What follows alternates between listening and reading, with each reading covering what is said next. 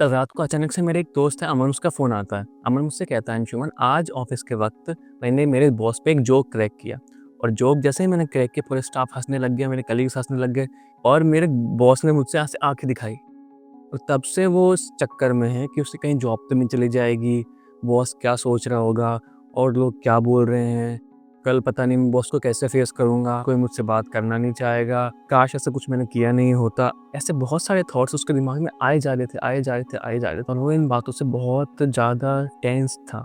और जब वो अगले दिन ऑफ़िस गया तो उसने देखा सब कुछ नॉर्मल था, उसका बॉस उससे अच्छे से बात कर रहा था, कलीग्स बहुत अच्छे से बात कर रहे थे, सब कुछ नॉर्मल था, कुछ सही था। पूरी रात उसने ओवरथिंकिंग करते हुए बिताई और उसका रियलिटी से कोई दूर-दूर तक का कनेक्शन नहीं था। वो 100% इमेजिनेशन कर रहा था और 200% स्ट्रेस ले रहा था और यही ओवरथिंकिंग का ट्रैप है। ये मेरे साथ भी बहुत होता है और मैं जानता हूँ आप लोगों के साथ भी बहुत होता होगा। ओवरथिंकिंग कोई मेंटल डिजीज़ नहीं है, बल्कि एंशिएंट टाइम पे ओवरथिंकिंग करते हुए हम कई बार बचे हुए हैं। वही एक एंशिएंट सर्वाइवल का मैकेनिज्म है और मॉडर्न वक्त में हम सोच रहे हैं कि हम ओवरथिंकिंग कर रहे हैं, बल्कि हमारा गेम हमारे साथ गेम खेल रहा है। और इस वीडियो में हम ब्रेन के इस गेम के पीछे की क्या साइकोलॉजी है उसके बारे में जानेंगे और कुछ सॉल्यूशन ओरिएंटेड भी बातें करेंगे। मेरा नाम अंशुमन है और मैं मेरे एमबीबीएस के लास्ट ईयर में हूँ।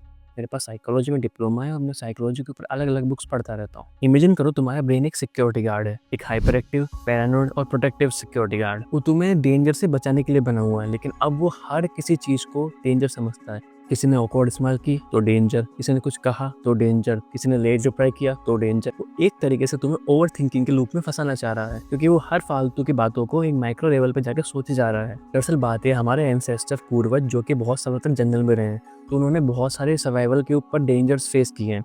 तो उनको देखना पड़ता था, हमेशा इंश्योर करना पड़ता था कि कहाँ डेंजर है कहाँ नहीं। तो सर्वाइवल को इंश्योर करने के लिए हमारा ब्रेन ओवर थिंक करता था कि अगर 1% भी चांसेस है किसी डेंजर के तो हम उसको अवॉइड करें ओवर थिंक करके। अगर फॉर एग्जाम्पल वहाँ से कोई जंगली जानवर आ रहा है तो हम उस साइड नहीं जाएंगे। अगर हमको आवाज़ भी सुनाई देगी कि उस वहाँ पर कुछ खतरा हो सकता है तो हमारा ब्रेन ओवर थिंक करेगा और हमें सिग्नल देता था उस वक्त कि उस जगह जंगली जानवर हो सकते हैं, लाइफ को डेंजर हो सकता है, इसलिए हम वहाँ नहीं जाएंगे। तो इस चीज़ के लिए ब्रेन बहुत एक्टिवली ओवर थिंक करता था। पर आजकल के मॉडर्न वर्ल्ड में वो जंगल की डेफिनेशन चेंज हो गई है और आजकल के मॉडर्न जंगल है लोगों के कमेंट्स, लोगों के ओपिनियन, सोसाइटी में फिल होने का प्रेशर, वर्क स्ट्रेस। तुम्हारा ब्रेन इन सब चीज़ों को थ्रेट समझता है, तो उसी तरीके से उनको एनालाइज करता है जैसे वो पहले एंशिएंट टाइम पे किया करता था। और इससे हम वापस ओवर थिंक वाले ट्रैप में घुस जाते हैं। और मोस्टली तुम लोगों ने ध्यान दिया होगा हमारा ब्रेन ओवर थिंक तभी स्टार्ट करता है जब कोई स्टोरी इनकम्प्लीट हो। और अमन के केस में ये था कि अगर वहीं उसी दिन उस ऑफिस में सब लोग उससे कुछ नहीं कहते, उसका बॉस उसको गेज नहीं करता और सब नॉर्मली लेते जोक को जोक की तरह, तो बिल्कुल भी वो ओवर थिंक नहीं करता। लेकिन सबका रिएक्शन वहाँ थोड़ा अलग था, इसलिए उसने ओवर थिंक किया। ये इनकम्प्लीट चीजें कुछ भी हो सकती हैं, फॉर एग्जाम्पल रिप्लाई लेट किसी का, इंटरव्यू में किसी का अलग टोन, जबकि छोटे छोटे ट्रिगर्स जैसे किसी ने हाँ की जगह बोल दिया हो तुम्हें रिप्लाई में। और इस चीज को टैकल करने के लिए ब्रेन अपनी एंडिंग्स खुद से बनाने लगता है और वो एंडिंग एक नहीं होती, वो एंडिंग्स मल्टीपल होती है। जैसे कि अमन अलग अलग रिएक्शन से अलग अलग लोगों के बारे में अलग अलग चीजें सोच रहा था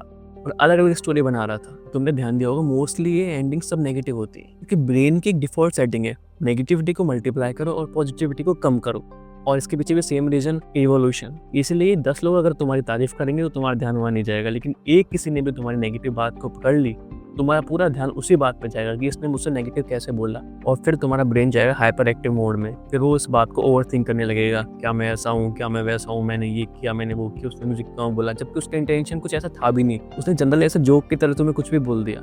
लेट्स से उसने कह दिया कि तुम पे ये ड्रेस अच्छी नहीं लग रही, लेकिन 10 लोग तुम्हें ऑलरेडी कह चुके हैं कि ये वाला कलर और ये वाली ड्रेस तुम पे बहुत अच्छी लगेगी, लेकिन वो एक इंसान ने तुमसे कहा है कि ड्रेस और कलर तुम्हारे ऊपर सूट नहीं कर रही, तो तुम्हारा पूरा ध्यान वहाँ पर है और फिर तुम सोचने लग जाते हो कि क्यों नहीं कर रही, क्या ये कलर मुझे सूट नहीं करता, क्या मेरे स्किन टोन को मैच नहीं करता, उसने क्यों बोला ऐसा वैसा। तो फिर तुम एक जोन में चले जाते हो ओवर थिंकिंग के। ये मैंने ऐसे कहा जिससे तुम रिलेट कर सको एग्जाम्पल से। और तुमने ध्यान दिया होगा कभी भी ओवर थिंक करना कुछ सॉल्व नहीं करता, जबकि वो 3 चीजें खराब कर देता है। पहला रियलिटी, दूसरा कॉन्फिडेंस, तीसरा तुम्हारी एनर्जी। तुम खुद पर ट्रस्ट लूज कर देते हो, तुम्हारे ब्रेन बैटरी पूरी ड्रेन हो जाती है और तुम सोचते ज्यादा हो, प्रेजेंट मोमेंट में कम रहते हो, क्योंकि ओवर थिंकिंग में तुम्हारा दिमाग दौड़ता है और जिंदगी रुक जाती है वहीं। तुम्हारा ध्यान पूरा उसी थॉट में है, तुम प्रेजेंट लाइफ में जी ही नहीं रहे। तो हम इन सब चीजों को टैकल करने के लिए सॉल्यूशंस पे बात करते हैं। तो हम बेसिकली 5 पॉइंट डिस्कस करते हैं सॉल्यूशंस के। पहला, नेम द ब्रेन। अगली बार जब भी तुम्हारे कोई थॉट्स बनने लगे ओवर थिंकिंग के, तो कहो अपने आप को कि मैं नहीं हूँ, मेरा सेकेंडरी ब्रेन है। उसकी आइडेंटिटी अपने प्राइमरी ब्रेन से अलग करो। Hack number 2, 10 second interruption rule.